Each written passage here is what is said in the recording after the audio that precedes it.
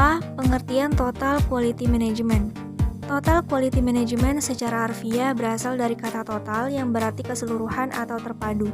Quality berasal dari istilah Latin yakni kualitas yang berarti karakteristik, sifat, feature. Dan manajemen telah disamakan dengan manajemen dalam bahasa Indonesia yang diartikan dengan pengelolaan. Jadi dari asal katanya, Total Quality Management dapat diartikan manajemen mutu terpadu atau manajemen kualitas terpadu.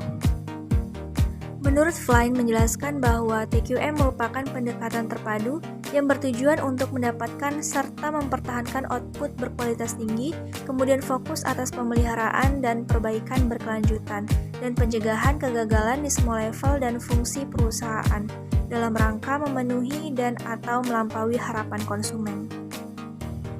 Berdasarkan pengertian tersebut, Total Quality Management atau TQM secara garis besar dapat diartikan sebagai strategi dan filosofi manajemen yang mencoba mengintegrasikan semua fungsi organisasi yang melibatkan seluruh manajer dan karyawan untuk saling bekerja sama di dalam meningkatkan produk, jasa, manusia, proses, dan lingkungan sehingga dapat mengoptimalkan kinerja karyawan dan perusahaan tersebut.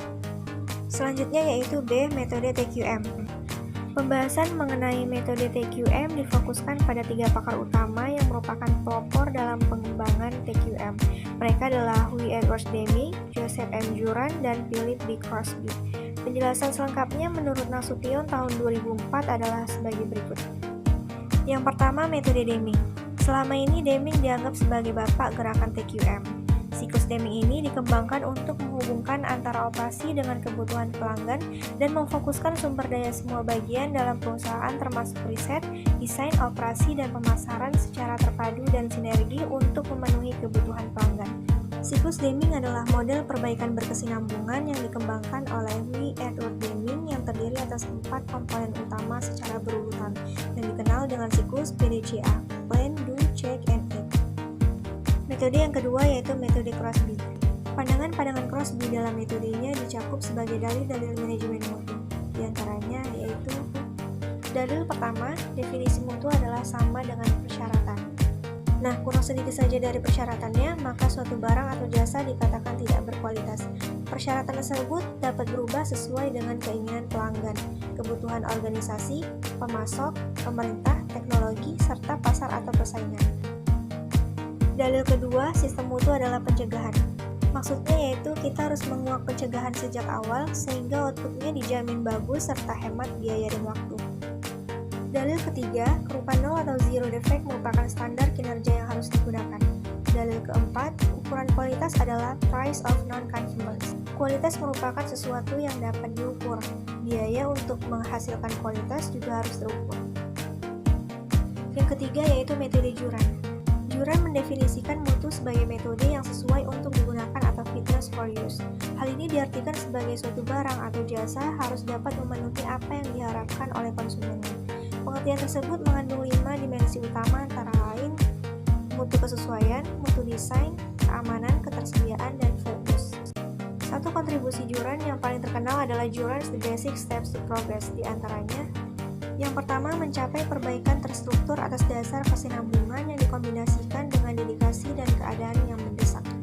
Yang kedua, mengadakan program pelatihan secara luas. Dan yang ketiga, membentuk komitmen dan kepemimpinan pada tingkat manajemen yang lebih tinggi. Assalamualaikum warahmatullahi wabarakatuh.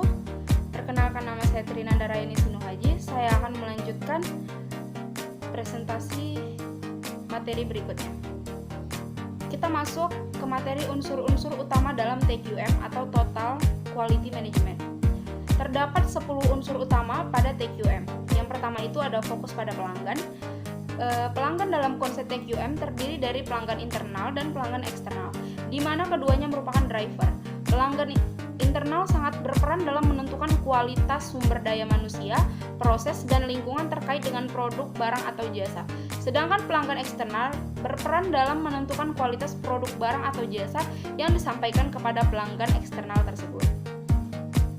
Selanjutnya, ada obsesi terhadap mutu. Penerapan TQM dalam organisasi merupakan penentu akhir dari mutu atau kualitas yang didapat oleh pelanggan internal dan eksternal.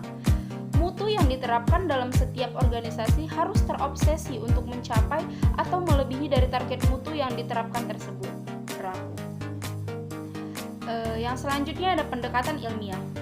Dalam menerapkan TQM, pendekatan ilmiah sangat dibutuhkan, mulai dari mendesain pekerjaan, proses pengambilan keputusan, sampai pemecahan masalah terkait pekerjaan yang didesain tersebut, sehingga diperlukan data untuk dipergunakan dalam menyusun benchmark atau patok duga, mengevaluasi dan melaksanakan perbaikan. Selanjutnya ada komitmen dalam jangka panjang. Komitmen jangka panjang dianggap sangat penting dalam membuat perubahan agar penerapan TQM dapat berjalan secara baik dan berhasil. Sebab penerapan TQM merupakan suatu paradigma baru dalam melaksanakan bisnis, sehingga dibutuhkan budaya baru dalam perusahaan. Dan yang kelima itu ada pendidikan dari pelatihan. Sumber daya manusia sebuah organisasi menjadi sesuatu yang paling penting dalam mengelola organisasi tersebut. Sebab sumber daya manusia memegang peran penting dalam mengolah sumber daya lain yang digunakan pada organisasi. Setiap organisasi yang menerapkan TQM akan menganggap bahwa pendidikan dan pelatihan merupakan faktor yang fundamental, sehingga penting bagi organisasi untuk memberikan pendidikan dan pelatihan secara bertahap untuk para karyawannya demi meningkatkan mutu organisasi.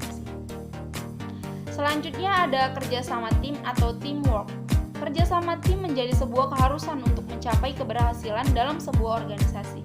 Kerjasama tim akan mendorong setiap individu yang bergabung untuk memiliki energi dan sinergisitas dalam bekerja. Dan yang ketujuh ada perbaikan sistem berkesinambungan. Dalam menciptakan setiap produk, organisasi akan memanfaatkan proses-proses tertentu dalam suatu sistem atau lingkungan.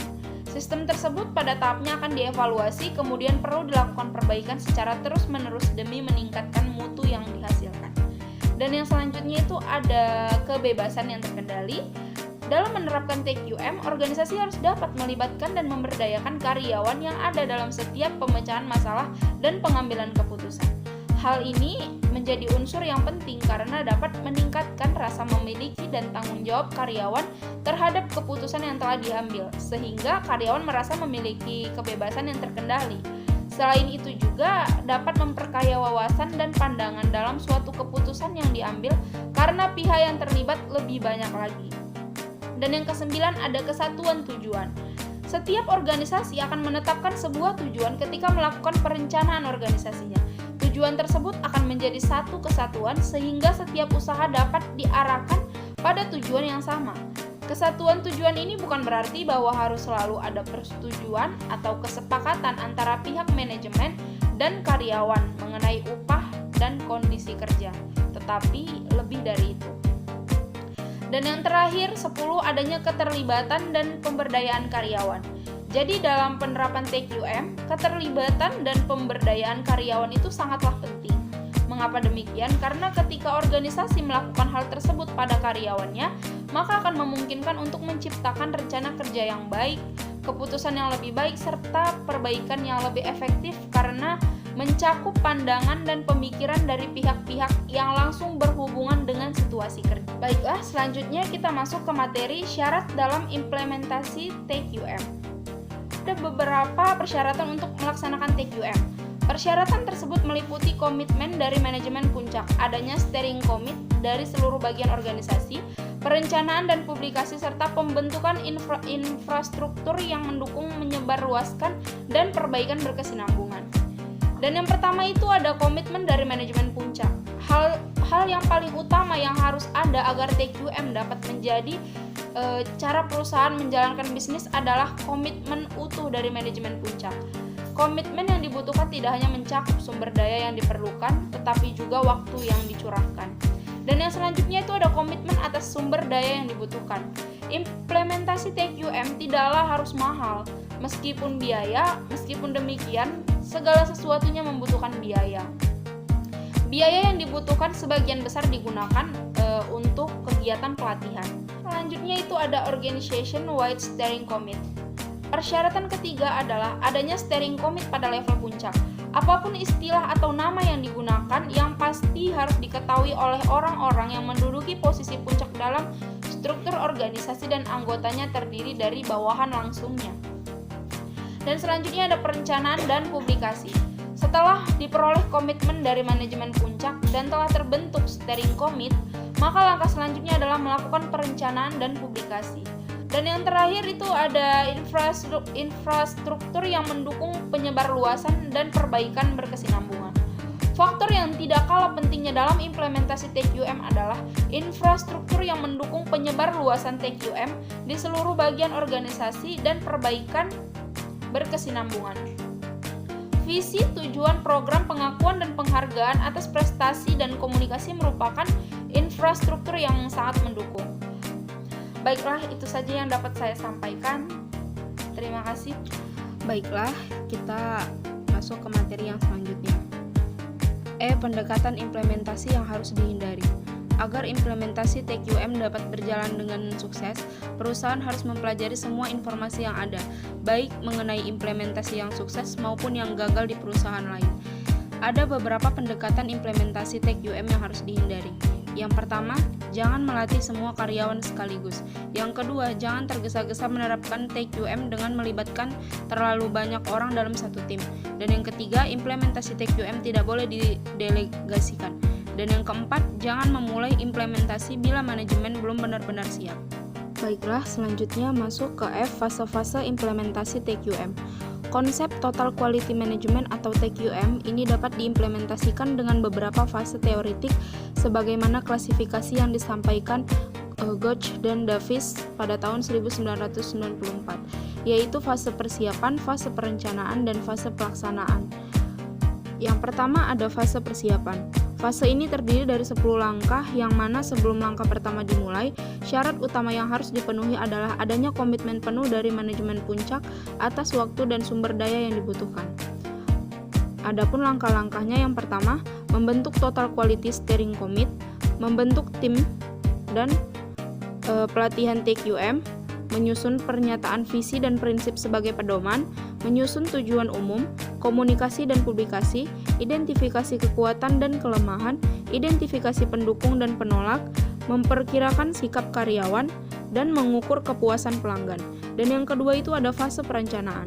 Dalam fase ini ada 4 langkah yang harus dijalani secara sistematis, karena semuanya membentuk sistem yang saling mempengaruhi.